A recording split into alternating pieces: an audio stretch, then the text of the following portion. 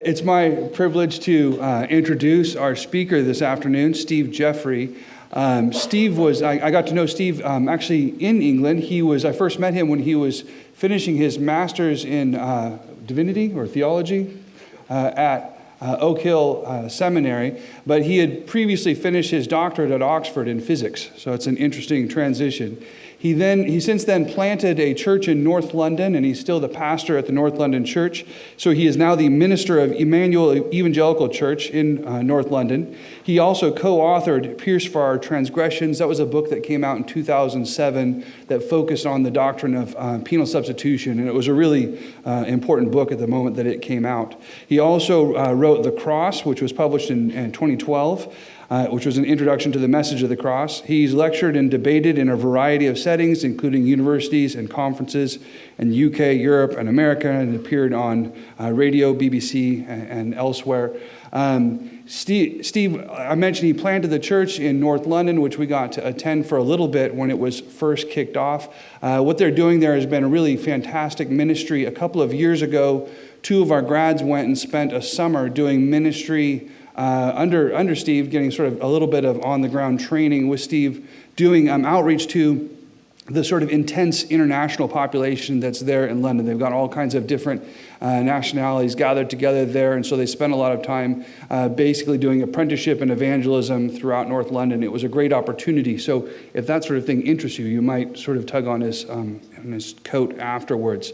He's going to be speaking this afternoon on Reformed Classical Christian Education, Recovering the Lost Heritage of Puritanism.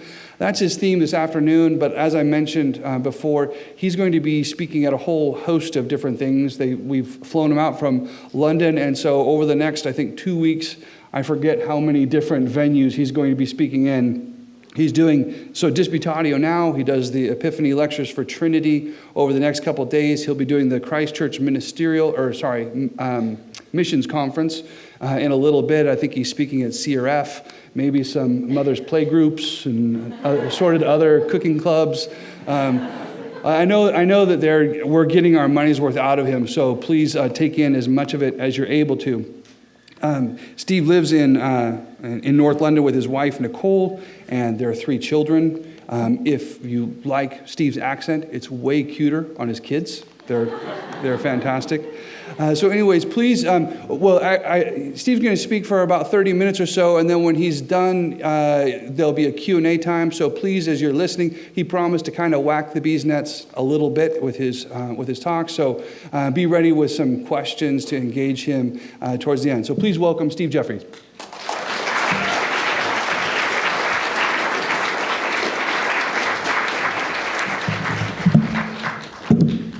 Great poem. Thank you. Why do I do this? Lecterns are never designed by people who have to use them. Otherwise, they might be big enough to fit things on.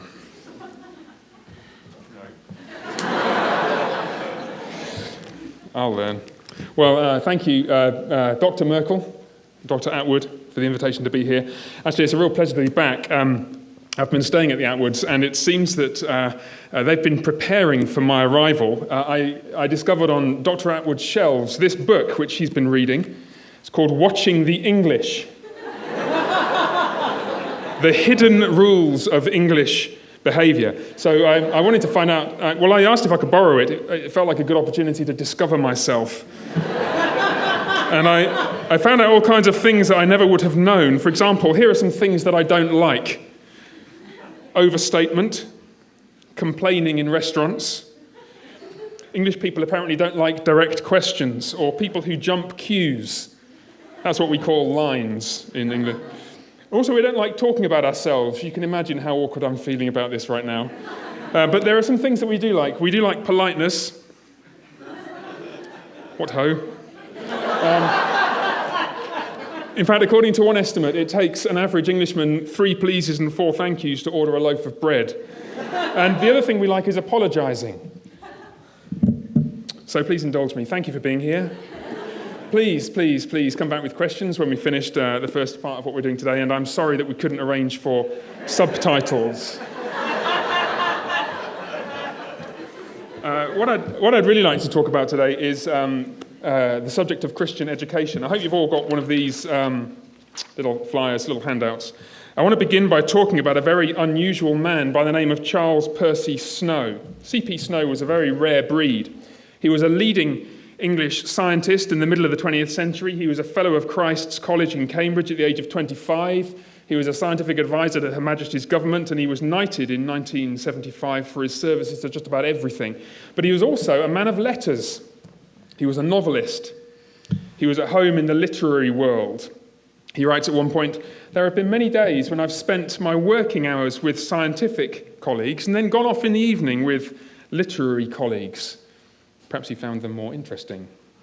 But he was a true polymath. His interests spanned a baffling range of disciplines.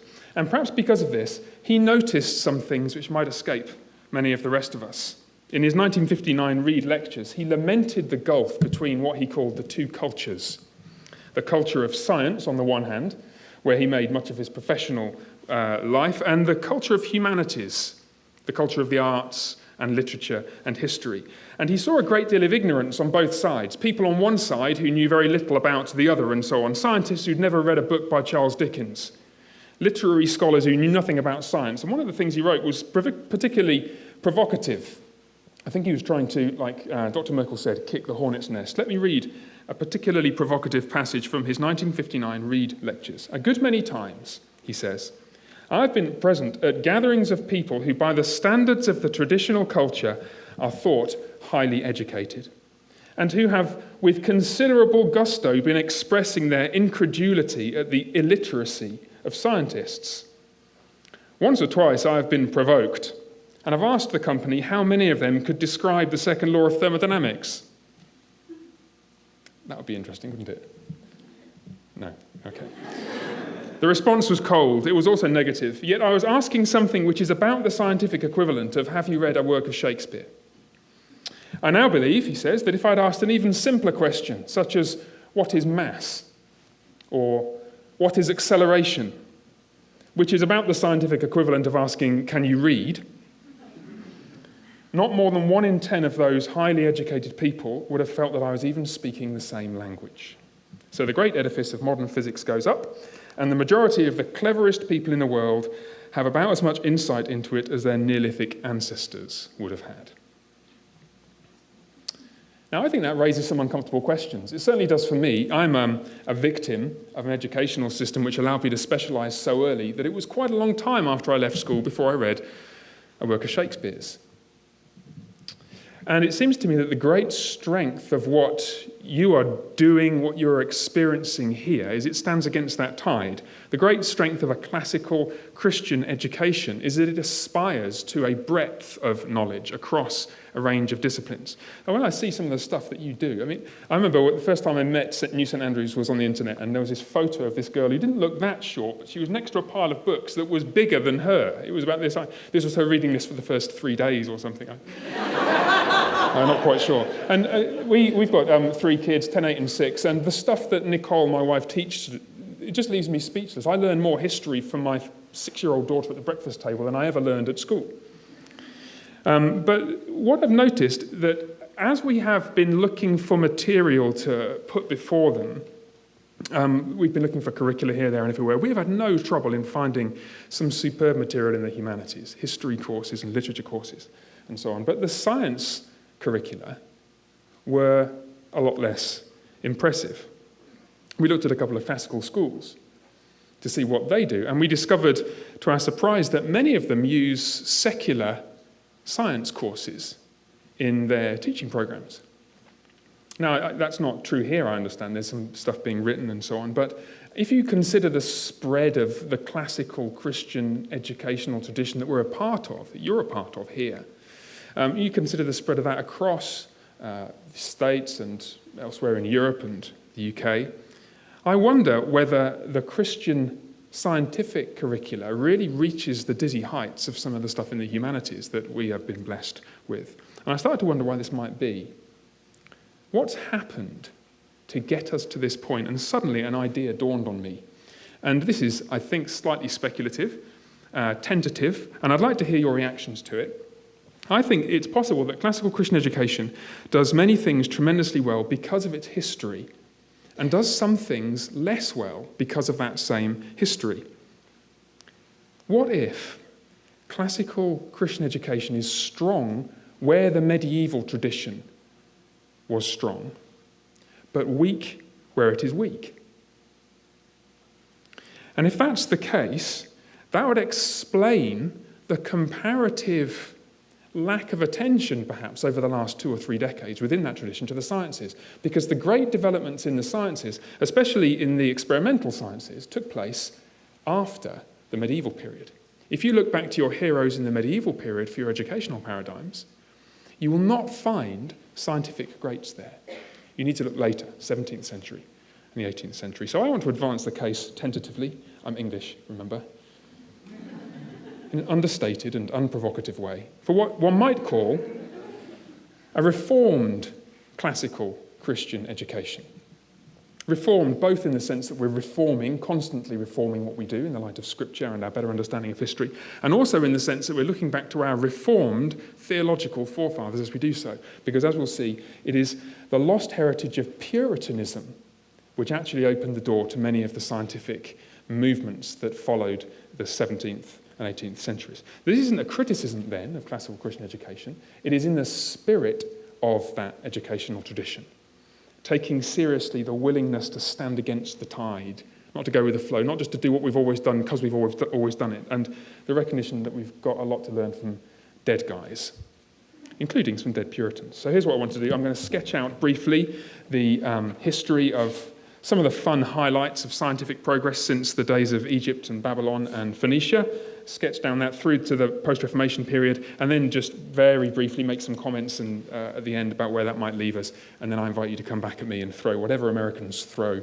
at flowers, of course. So let's begin. Scientific progress in the ancient world. The history of experimental science is commonly traced to the ancient Egyptian and Babylonian and Phoenician civilizations around about 2500, 2000 BC. And the big issues here were astronomy and geometry. Astronomy obviously took off because if you're just doing nothing else in an evening and you look up to the skies, the heavens are just bafflingly and spectacularly beautiful. And the naturally inquisitive mind starts to ask, well, what's up there? What's that? And then you notice something very interesting happens. The flooding of the Nile, on which you depend for life, is somehow related to what happens with the stars and the moon and so on as they go over. And so you start to realize that if you could only study the stars, study the heavenly bodies, you might be better equipped at a practical level to be a better farmer. Geometry, in a similar way, arises from that study, because if you're going to measure where the stars are, you need to be able to measure angles, and that's geometry. And so geometry and astronomy took off, and the interest at that stage was practical and pretty basic. People had interest in geometry also. They wanted to build stuff, and it helps if you want to build a wall to know how to construct a right angle. So they knew the 3-4-5 triangle rule for constructing a right angle triangle, that sort of thing. They knew that the circumference of a circle was 3 times its diameter, roughly. But here's the thing. There was no concept of proof, no concept of understanding why these things should be so. They were just a series of practical rules of thumb, worked out from experience to try and figure out and solve practical problems. It's the sort of thing I think you see around about Genesis 4. If you look at Cain's descendants, the sort of things they did, Jubal was the father of all who play the lyre and the pipe, and Tubal-Cain was the forger of instruments of bronze and iron. We know from ancient Egyptian records that they built flutes way back in the 3rd millennium BC. We're pretty sure they didn't understand the theories of the harmonics and the resonances within the tube that the flute was, but you just experiment, and reeds are fairly cheap, and you can just keep drilling holes in different places till it sounds right, and that's how they understood, and that's how they did things in ancient Egypt, Babylon, and Phoenicia. The next significant developments took place in what we now call Greece. Prior to about 600 BC, what we think of the Greek civilization thought not in terms of science, but in terms of mythology. And this is familiar to you all. There was no sharp distinction between the worlds and the gods. Things on the ground and things in the skies were thought to be almost alive and indwelled by spirits and gnomes in the earth and nereids in the water and sylphs in the air and so on. And all these things, if you could understand or develop some kind of mythology which described what they did and why they did things, that constituted your explanation for things in the world. You looked for a mythological explanation for natural phenomena. But all that changed with the arrival of a guy called Thales. Born around 640, 620 BC, he made the crucial step of going beyond what the Babylonians and Egyptians had done, generalizing from experience, rules of thumb, practical guidelines, and so on. He introduced the idea that you could prove things. He introduced the notion of deduction from premises. If this is true, then this follows. And it meant that he could explore ideas which lay beyond what you could immediately see. You could try and work out things that you couldn't see. He challenged the mythological stance of earlier Greek philosophy. And as he travelled around, I guess you did in those days, there's one story goes, he travelled to Egypt and astonished the Egyptians by telling them how high their pyramids were. And he, how do you know that? You haven't been up there. And he took a stick, very simply, stood it on the ground, measured the length of its shadow, walked from the stick to the pyramid, measured the length of the shadow of the pyramid, and told them how high it was. And we're thinking, I wish I'd thought of that. But that absolutely baffled the Egyptians. They had no idea how he could generalize from the shape of one triangle to the shape of another triangle, which is like an expanded, blown-up version of the same thing. It shows you what sort of world the Egyptians were living in, that they hadn't thought of that, and that Thales baffled them so much. Now, following in the wake of Thales came another guy we're very familiar with, and you'll have heard his name, Pythagoras, who took his ideas further. He was born around 570, and together with his Pythagorean society, he made great progress in all the sorts of stuff that Thales had been doing, and also in geometry and maths and so on. He's famous for Pythagoras' theorem. So he proved the thing that the Egyptians had worked out, the 3, 4, 5 triangles thing, 2 short sides A and B and a long side C of a right-angled triangle, a squared plus b squared equals c squared, that was Pythagoras. And this what he basically did was take the concept of proof that Thales had bequeathed him and expanded it into many other disciplines, in other parts of mathematics and other parts of geometry. But, so far you're thinking he's a hero. But he had these huge problems that he created. 2 huge problems for the history that followed. And we need to just grasp these briefly before we move on. The first thing, but basically he founded a mystical religion together with his the society of his followers and students and fellow scholars. And the two of the key tenets of this religion scarred scientific development for hundreds or even a couple of thousand years. The first one was that a life of contemplation was thought more blessed than a life of action. Intelligent, thoughtful people, the elite, didn't sully their educated minds with stuff that involved getting your hands dirty. That's what you had slaves for. And then secondly, the world of the senses, they believed, was less real than the world of the mind. This kind of goes hand in hand, doesn't it? You can imagine people who take it as their job to think about things, and they look down on those who have to get their hands dirty in the muck and the grime of everyday life, thinking that what you think, what you have access to by contemplation, is somehow more real than what you can touch. And it's hard to overestimate the damaging significance of these 2 developments on later philosophy. Basically, the crucial error that Pythagoras introduced was to set in place a deep antipathy to experimentation and observation, which all but crippled science for 2,000 years. It wasn't so much just Pythagoras, but it was the people who came after him. Just think of the kind of catch lines that you might associate with Pythagoras. The senses can't be trusted.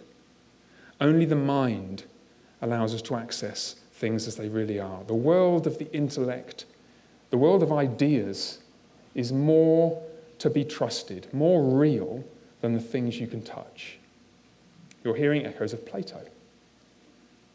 And it was through Plato that Pythagoras' shadow stretched right through the medieval period. Following him, there were some neat experiments done. There were some scientists who got their hands dirty, but these were in the minority. I mean, just for completeness, you know some of their names. Empedocles was the first guy to work out that air is actually a substance. A kind of cool experiment. What he did was get a hollow tube, probably a reed or something, and he put his thumb over the end and he immersed the other end in water. And of course, the water can't flow in. Then he let his thumb off the end, and the water goes, thunk. He thought, that must mean there's something in there keeping the water out. Air, whatever it is that's around here, must be stuff. And we take that for granted, don't we? But you can see the worldview that these guys were living in blinded them to that because they weren't thinking in terms of experiments and observation. Hippocrates was around the same kind of time, 460 BC, the father of Western medicine. He's often remembered for the Hippocratic Oath and for his theory of the four humours. But there was something else distinctive about Hippocrates, which again slightly stood against the tide. He was unique almost among medical men of his time in thinking it was worthwhile going to see the patient. I know it sounds odd, but many doctors in the ancient world didn't trouble themselves with visiting the patient after the initial diagnosis. Hippocrates would go back and see how the patient was progressing. But these guys stood against the flow of history, and in the end it was Plato's thinking that won out, Pythagoras' thinking, channeled through Plato. The observable world is merely an imperfect approximation to the world that you can access with your mind, the world of ideas. Now just think what that does to experiments. Think what it does to experimental science. If you can't trust your senses, what's the point in experiments? What's the point in anything that you might see or touch or observe? There's a famous example of this in Plato's Republic, where he puts this into the mouth of Socrates. Just listen to what he says. If anyone attempts to learn anything which is perceivable, he, I declare, will never learn. For such things do not admit of knowledge. Astronomy, then, how are we going to pursue astronomy? How are you going to work out what's in the sky and how it works? Astronomy, he says, like geometry, we shall pursue with the help of problems and leave the starry heavens alone. It's an extraordinary way of looking at the world, or rather, not looking at the world, isn't it? And it was that heritage which scarred and tracked through certainly philosophy for over 2,000 years and science for about that length of time until the end of the medieval period. In ancient Alexandria, there were again one or two who stood against the tide, Euclid and Archimedes. Archimedes is the bathtub guy, you know, the crown and how much gold's he got in it and dump it in and weigh it.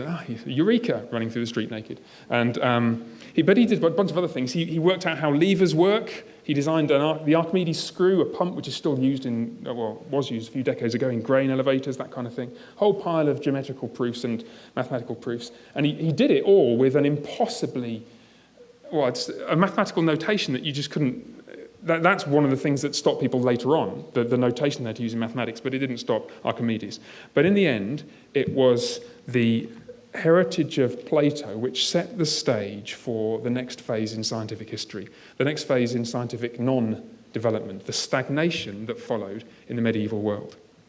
The medieval period saw progress on a staggering scale in many fields of art, literature, philosophy, theology, but there was no great progress in the experimental sciences.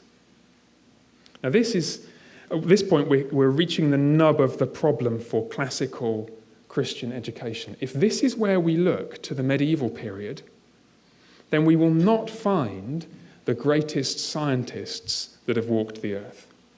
We might find some of the greatest artists, we might find some of the greatest philosophers then or before, but we will not find great scientists here. Historians tend to identify a range of possibilities, and there are 6 for reasons why scientific development stagnated during this period, and there are 6 that are commonly cited. I'm not sure that all of them are always, I think some of them are overstated, but it's worth just tracking through them and just being aware of the sorts of factors that might have influenced things. Christianity is, it's culprit for everything, isn't it? But it's commonly blamed for the lack of inclination towards questioning the world. Christians, we are told, set forth unquestioning faith as a greater virtue than intellectual curiosity and effort. They taught that the sole purpose in life was preparation for the next life, and so on. Now, I think that's a fairly dismal caricature of biblical faith, but let's be honest. Is it not true that there have been times in history where that misunderstanding was believed? Is it not true that there are places even today among brothers and sisters in Christ where that's how people look at the world, that's how people think about their lives? Ecclesiasticism Again, perhaps in an overstated way, but it's often blamed for the sense that the right thing to do is just to believe what you're told rather than seeking to understand. And again, my initial reaction, you read this and you think that's not how the church ought to work. This is not how ecclesiastics ought to operate. But isn't it the case that it is how some did? That in the end, the medieval church, for all its strengths, did have some of these faults to discourage people from thinking for themselves and so on. Alongside these, there are a bunch of other commonly cited reasons. Rome is often blamed. And you think, how could Rome be blamed? Just think of the great technological achievements of the Roman Empire, all the bridges and all the viaducts and so on, but just think about what that means. Those were technological achievements. They were feats of engineering. They were not feats of experimental science. There is a difference between knowing the rules of thumb necessary to construct a viaduct or an aqueduct and performing experiments designed to tell you things that you don't know about the world. And while the Romans were without doubt strong in the former, I can't think of many famous Roman scientists. Fourthly, methodological deficiencies. There were just some things that people didn't have. Back in the medieval period, people didn't have basic things that we take for granted. I went to Dr. Wilson's lab earlier today and saw a whole rack of microscopes. Now, that's exactly what you need if you want to study living tissue, living things in detail. But to make microscopes, you need to make lenses. And to make lenses, you need to have equipment that can grind and polish glass carefully and well. And you need to understand how refraction works and so on. And in the medieval world, people just couldn't do this. They couldn't make lenses. So they couldn't measure the movement of the stars and so on accurately enough to take astronomy any further. They couldn't study living things very well. They just didn't have the experimental kit necessary to push things further. There were conceptual shortcomings. People hadn't made the leaps to understanding about chemistry and the atomic structure of matter and so on that we now take for granted. And I mentioned before, mathematical notation. Have you ever tried to do adding and subtracting with Roman numerals? Right? I mean, just try to, that's not quite the system that they had everywhere in the medieval world, but we take for granted a decimal system which makes complex calculations very easy, and they simply didn't have it. No surprise then that those things hindered their scientific development. Fifth, distrust of the senses. We mentioned that with Pythagoras through Plato. And finally, this is something significant, the disdain for manual labour that persisted right through many parts of the medieval world. From Socrates onwards, manual work was something for slaves. It was regarded with disdain. According to one historian, Hukas, the great Greek mathematicians, quote, considered it below their dignity to occupy themselves with the practical application of their inventions. Cicero says this, a mechanical workshop contains nothing fit for a freeborn man. There's a sense then that doing stuff with your hands is just not what a civilized person does. It's very hard then to imagine anybody wanting to get their hands dirty on a scientific workbench, to do experiments, to pick things up and see what happens when you drop them on the floor, and so on. And this set of factors, I think, explains both the great strengths and the great weaknesses of the medieval period. The medievals were phenomenally strong in areas where progress relied on contemplation. Philosophy, theology, literature, art, and so on. And isn't it the case that those are among the greatest strengths of our Christian classical tradition? The medievals, by contrast, were not great scientists. And those, I think, are some of the reasons why. You see that, think of some famous cameos of life at the end of the medieval period. Think of, the story of Galileo doing his experiments with rolling balls down different sized and different weighted balls down inclined slopes. For a couple of thousand years, people had believed what Aristotle said, that heavy objects fall faster than light objects. Now just think how trivially easy it is to pick up two rocks, one heavy rock and one light rock, to drop them. Just think how pitifully easy it is to do that. And for 2,000 years, if anybody did, they didn't regard the results as worth taking seriously enough to change their minds. Or if they did think the results worth taking seriously enough, then there was something else in the way that the medieval world operated which stopped everybody else taking those observations seriously. It is an astonishing lack of insightfulness, actually, into how people viewed the world. And the story goes that Galileo dropped different-sized cannonballs off the Tower of Pisa. Probably he just rolled them down a slope. It's a lot easier experiment to do. And he discovered not only do they go at the same speed, but he could explore the phenomenon of acceleration as well. They got faster. You know, Aristotle didn't realise that. Incredible thought. He didn't realise that things accelerated when you drop them. We all know what acceleration is, don't we? Okay. So what happened then? Just give me 2, 3, 4 minutes and we'll close in a minute or two. There was a scientific reawakening in the post-Reformation world. Astonishingly rapid progress in science from about the 17th century onwards, late 16th century.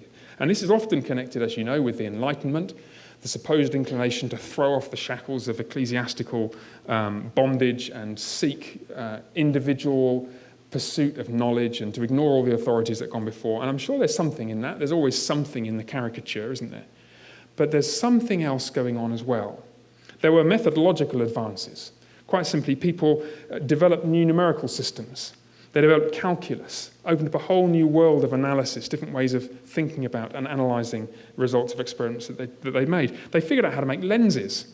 Huygens and Snell figured out the laws of refraction that allowed people to make glass lenses with low aberrations. You can make a telescope or a microscope just with mirrors, but it's really hard to make them without making blurry images. To make really good microscopes, you need lenses, and they worked out how to do it. Methodological advances then. Secondly, people rediscovered, theologians of the Reformation period rediscovered the doctrine of divine creation and divine sovereignty.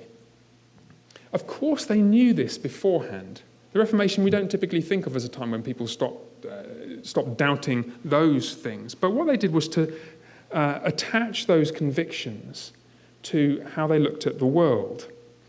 The doctrine of creation meant that you could do science without fear of sacrilege, because you're not tinkering with God, as the Greeks might have thought.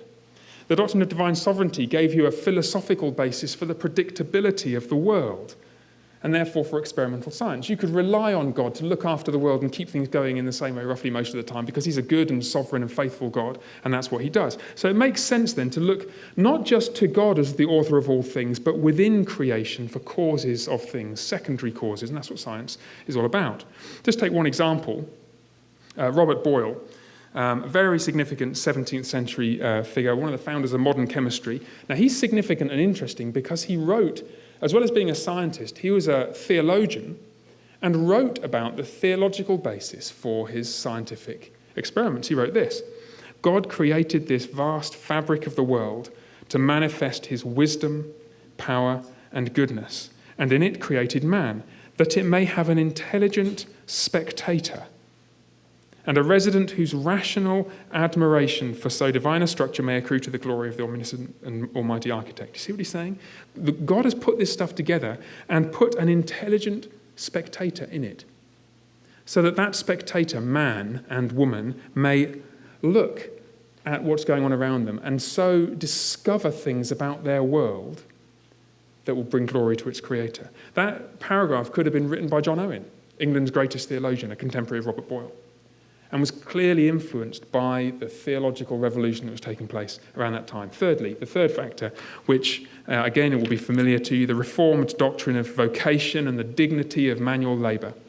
It's well known that the Reformation period saw a rediscovery of the biblical view of work. No longer was it the case, as in the medieval period, that if you're really sold out for Jesus, you have to go and become a priest or a monk or the Pope or something, and too bad if you can't read. Now, suddenly, there's such a thing as a godly and faithful Christian blacksmith, a godly and faithful Christian baker, housewife, mother, farmer, who in their farming and baking and smithing are pleasing to God. Working with one's hands, then, became something that could be done to the glory of God. It was no longer something to be looked down on, the duty of slaves, while the intellectuals thought about the world without trying to touch it. And this is the world into which the great post-Enlightenment scientists were born. Just one example, you think of Isaac Newton, perhaps the greatest scientist of this era. Professor of mathematics, a theoretical subject, calculus, piles of mathematical proofs and so on. He was a civil servant, a man of dignity, a man of standing in the social order of 17th and 18th century England, a master of the Royal Mint, the guy responsible for making sure all the coinage works, a theologian with some flaky views about the Trinity, and a textual critic of the Bible. Now, in other words, a scholar, and he didn't think it weird to go and do experiments. That would have been simply unthinkable 200 years previously. Famous for his work on gravitation and optics, and he built telescopes and experimented with prisms and so on. All this stuff happened because he was living in a world in which the Reformation and the Puritan era that followed had rediscovered the dignity of working with your hands. So you return to where you started. Where we started, the paradigms to which we look for our Christian education. We might debate the contributions of these different factors. It's very unlikely that historians will ever reach consensus on exactly how these different factors affected the rise in experimental science in the 17th and 18th century. But what we cannot doubt is that if we look past that to the medieval period, we will not find the greatest scientists there. We will miss the era in which those great advances took place. And therefore we won't, if we're not careful, consider that a goal so much worth aspiring to. Just a couple of thoughts about challenges and opportunities then that lie before us. If we don't do this, if we don't take seriously a commitment to science and experimental science in particular, and I'm talking now to the next generation of Christian parents, if your children don't take seriously a commitment to this way of thinking, what's going to happen? We won't understand how the world works. We'll make all kinds of foolish decisions about what we do, about what we eat. We won't be able to distinguish between aspects of science that jolly well ought to be questioned and other scientific theorems and so on, which, frankly, are more secure. We'll find ourselves victims of the kind of Wikipedia-level pseudoscience, where you read one article on a blog somewhere and change everything about everything you do because there's some guy who was cited somewhere who said something, and you saw it on the internet, so it must be true. You see, what happens if you've had some experience in science, and I know that many of you have, you start to be able to see bad science for what it is and good science for what it is, and not find yourself taken captive by the kind of Minority Report pseudoscience that litters the internet. Secondly, if we don't take seriously this aspect of a Christian worldview, we will have nothing to offer the world. Evangelistic fruitfulness requires that we should be able to give a coherent and faithful picture of the whole of the world in which we live. And we cannot give the non-Christian world what we don't have. And so I encourage you to go out and get it. Thank you.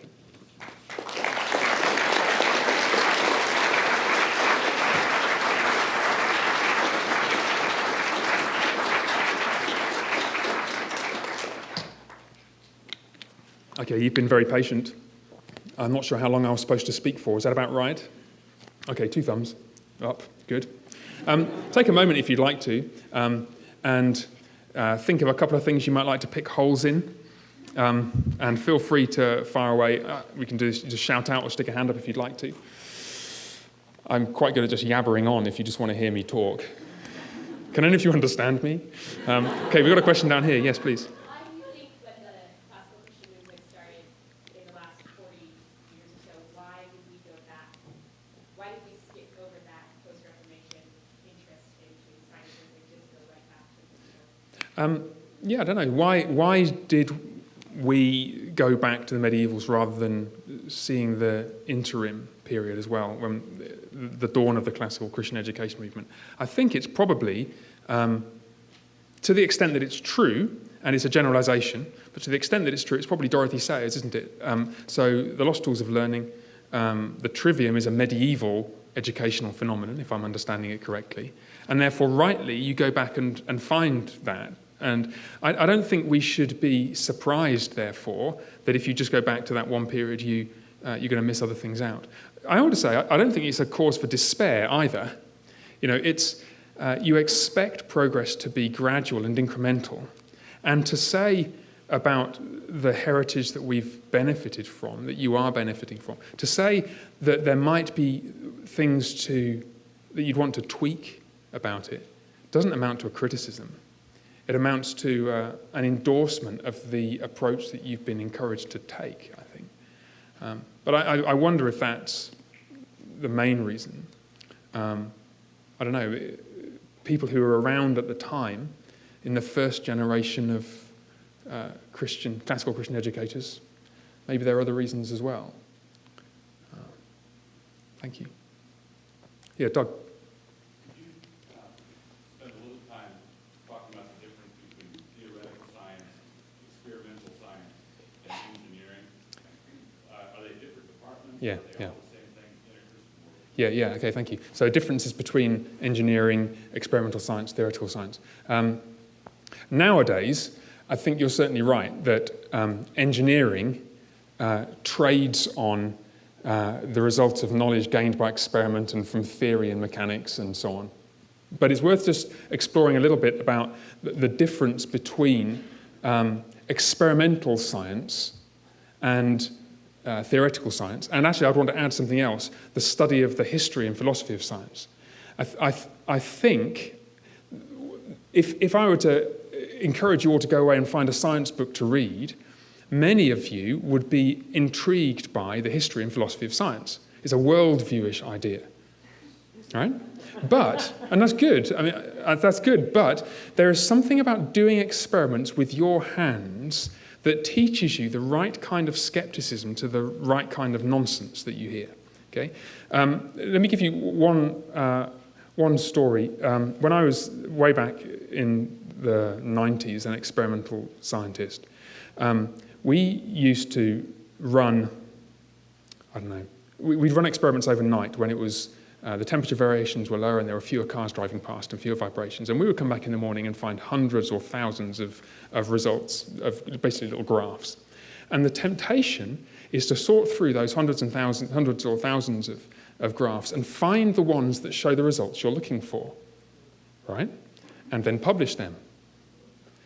Now, until you've had that temptation and had to resist it firsthand, you don't know to ask the question of the scientific paper that's been presented to you, what about the other 999 graphs? You see, what experimental science can be abused to give a sense of greater certainty than in fact is warranted. So if you actually get your hands dirty with experimental science, you'll learn to spot a whole bunch of things that are either bad science or need further clarification. Now, just in general terms, experiments feed into theory because what you ought to be doing when you're doing experiments is testing a well-defined hypothesis. And this is how, if you read texts on the the philosophy of science, what you're supposed to do is hypothesize and then try and disprove your hypothesis. And if you fail, then you know that it's not true. You know, and you get the impression that this is all done in a really rigorous and structured way until you actually set foot inside a laboratory where it's actually done. And you discover that many times it's done in very disorganized ways, very uncontrolled ways. And so to have first-hand experience of that teaches you the right kind of skepticism about some of the work that's done. One final comment. Nowadays, it's a little bit like in biblical studies and theology. Science is so complex that it's quite hard to be a generalist. And so people tend to specialize in such a tiny field that they don't perceive the connections with other disciplines. If you want to push forward your little bit of science, you just don't have time to study everything else because there's so much in this one tiny little area. It's very easy to be an expert on almost nothing. You know, and literally, every PhD student is a world expert on almost nothing at all.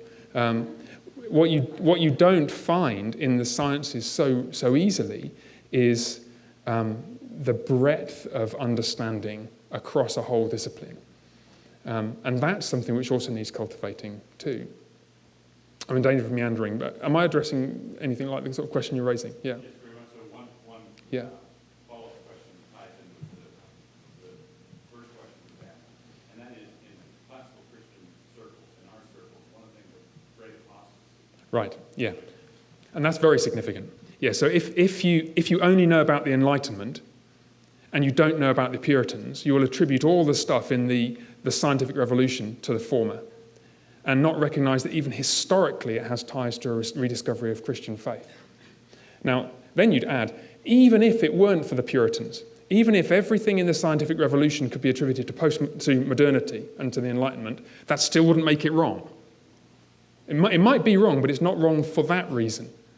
And I think that's what I mean about the Minority Report Wikipedia-level pseudoscience, where we've all learned that it's right to criticize and to challenge some scientific claims.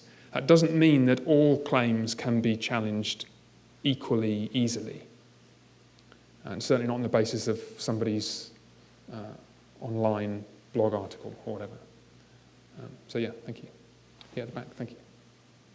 A narrative in the history of ideas, and if it is, then does it counteract your very purpose of trying to find the origin of the problem? Yeah, I think you're right to draw attention to that. It's perilously hard to look back into history and identify with confidence what caused what.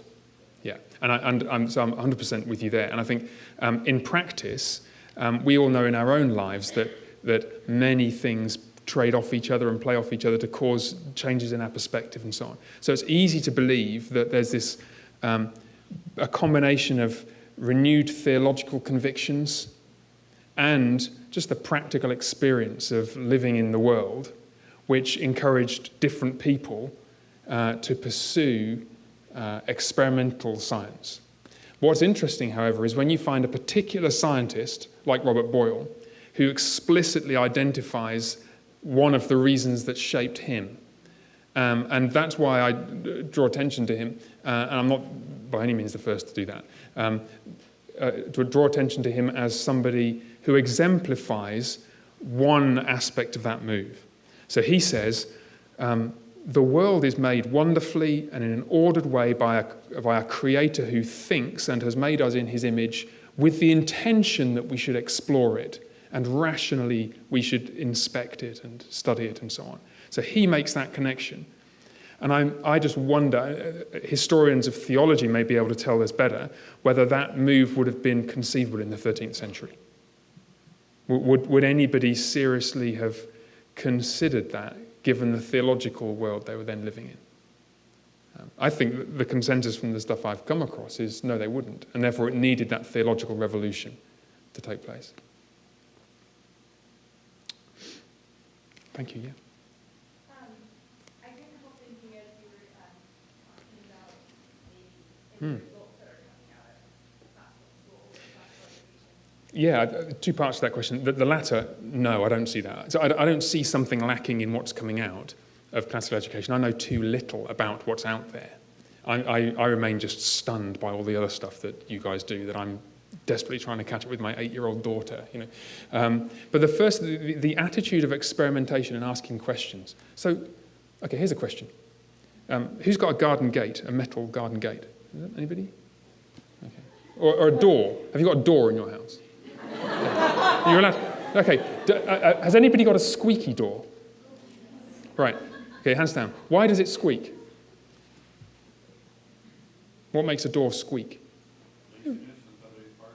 Laziness, said the pastor. but it's interesting. Have you ever thought about that? What makes a door squeak? Come and see me afterwards. Sorry, was that elves?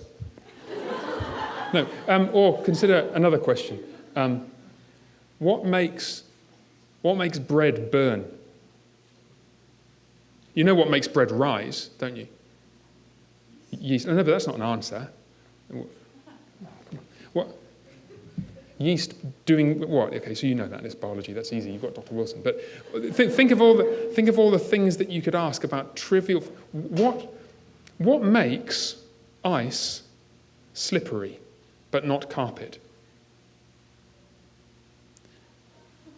Or, no, I won't go on, no, carry on. But in other words, what happens is, if you have a kind of general, two things, an inquisitiveness about the world, yeah, that makes you ask these sorts of questions, and then secondly, enough scientific savvy to go and find the answers, it will enrich your life within the world.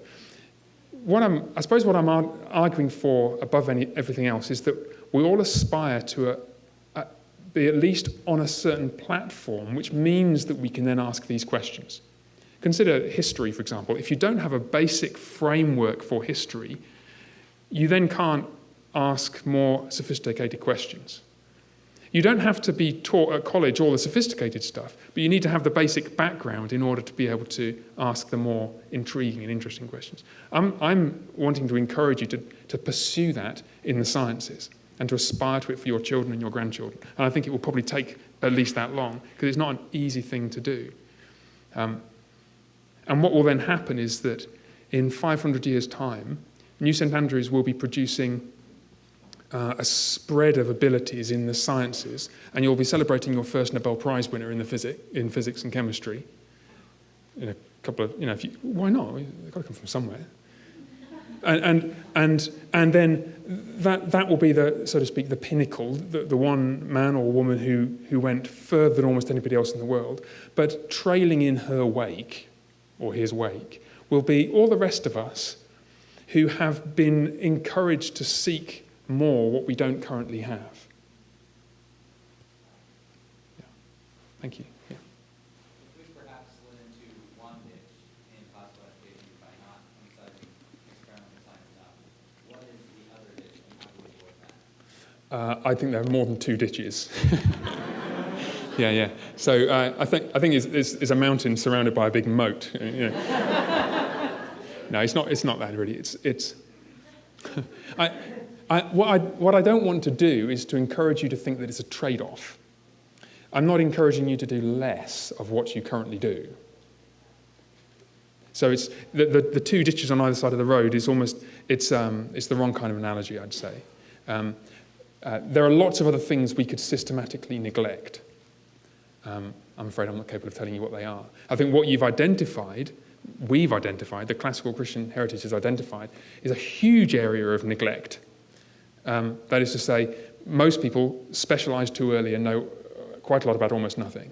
And the classical Christian heritage has sought to embrace a broad range of knowledge about the world. And I'm saying, okay, let's go like that.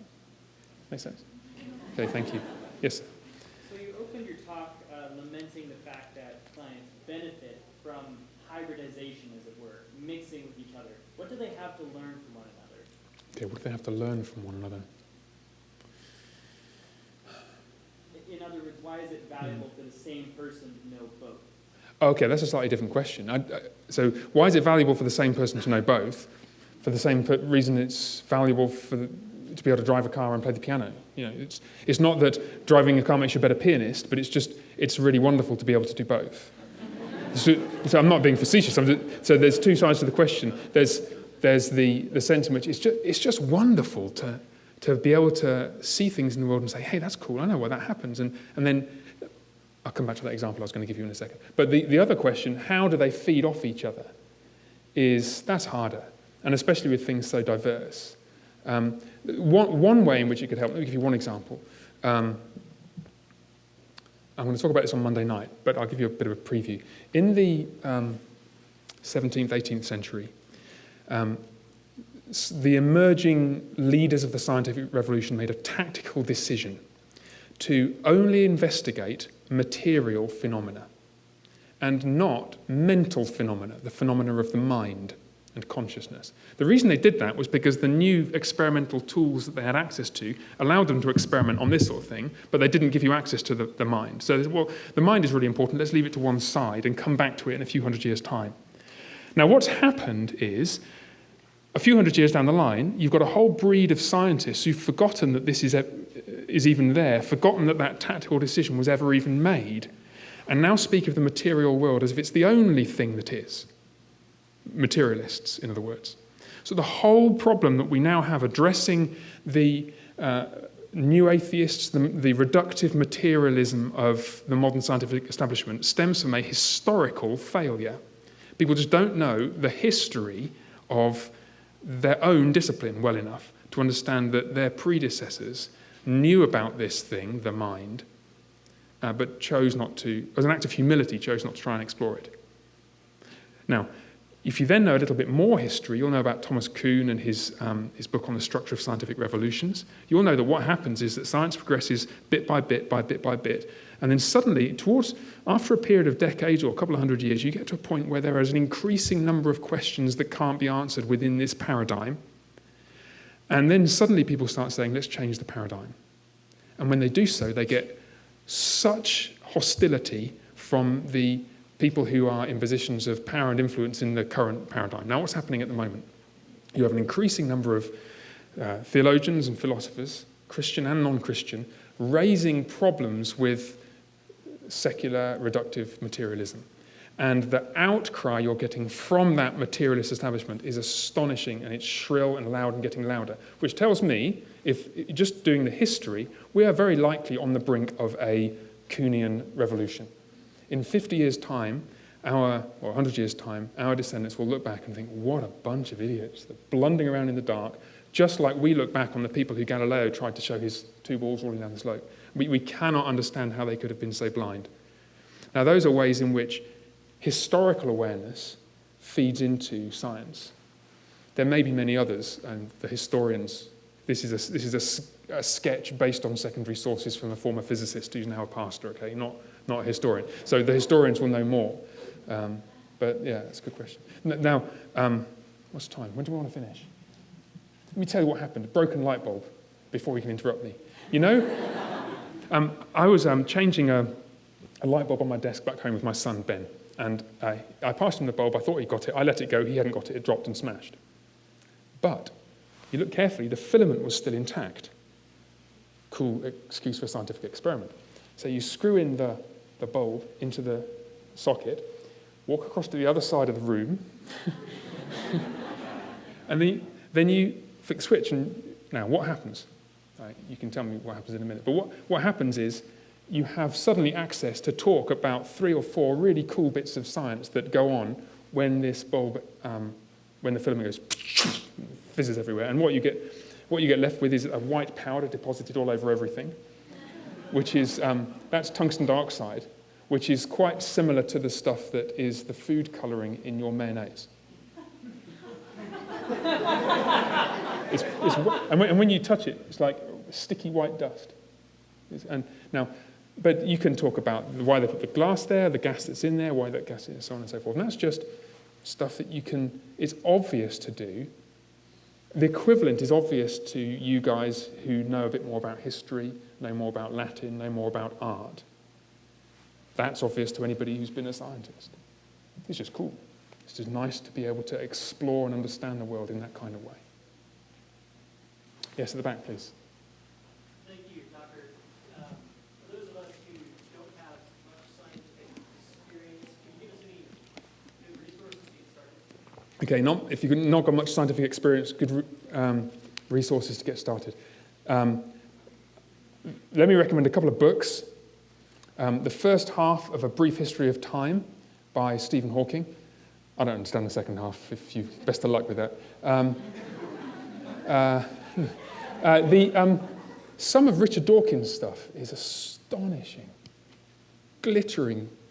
His love for the world, the stuff that he's talking about is evident. I mean, obviously there's a whole bunch of stuff wrong with his way of looking at the world, but I learned so much stuff which fascinated me as a non-biologist from his River Out of Eden and Blind Watchmaker. So I'd encourage you to read that stuff. I think there are other popular level science books. Let me give you some authors. Roger Penrose, Paul Davies, the good science popularizers who aren't shrill atheists in the way that Dawkins is. So Paul Davies, Roger Penrose. Then I'd just say one other thing as well, which is try to learn to recognize scientific claims as scientific claims and be careful about leaping to conclusions. Let me give you one example. I've had conversations with Christian friends who have, we've been talking about science, and we've gone from, yeah, we should be really skeptical about the theory of evolution, to, yeah, there might be something in water divining, like in a couple of sentences. Now, okay, it's possible that there might be something in water divining.